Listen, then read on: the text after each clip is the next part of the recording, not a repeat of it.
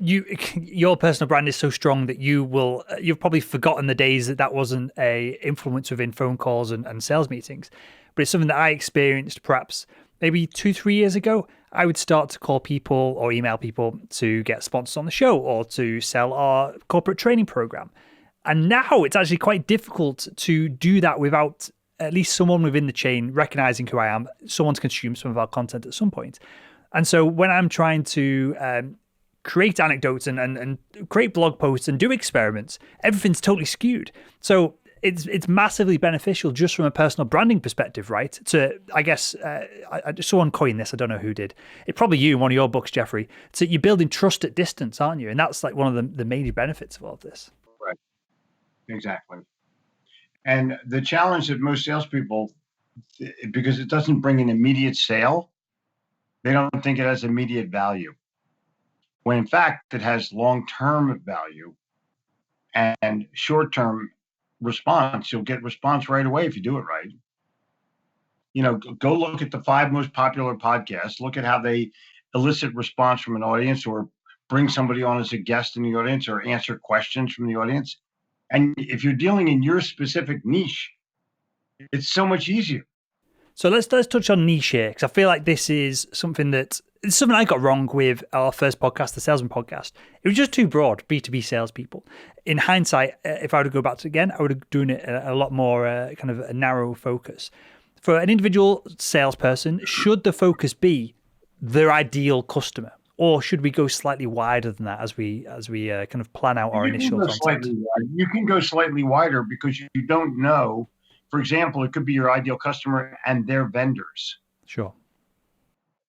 And that way you're more inclusive in who you're trying to broadcast to.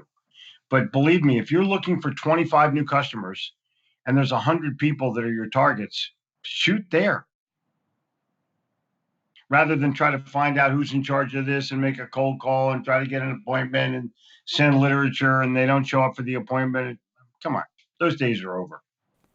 Do you think those days are over, Jeffrey, from a perspective of they're just automated now? If you want a brochure, you go online and get it, right? You don't need some schmuck in a suit knocking on your door to hand one over. Do you think those days are over, just full stop?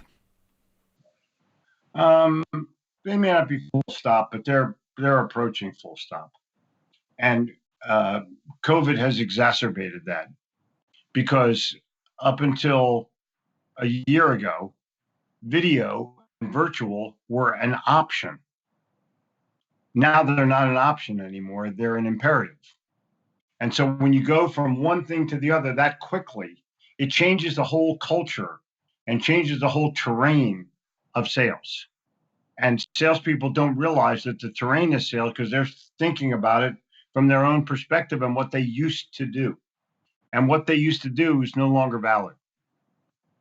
I mean, you have a nice background. I have a nice background. But have you seen most people's backgrounds when they're on the air? I don't want to see your unmade bed. I don't want to see your closet. I don't want to see the door to your bathroom. I want to see something that tells me you're a professional. That's what I want to see. And most salespeople don't even think about that. And that's part of we're ushering in a whole new era of sales that has time traveled, literally. Because it might have taken 10 years for us to get to the point where we are right now. It just took us 6 months. And if you can't, you're in England, you're basically locked down. How the hell do you make a sales call? And the answer is virtually.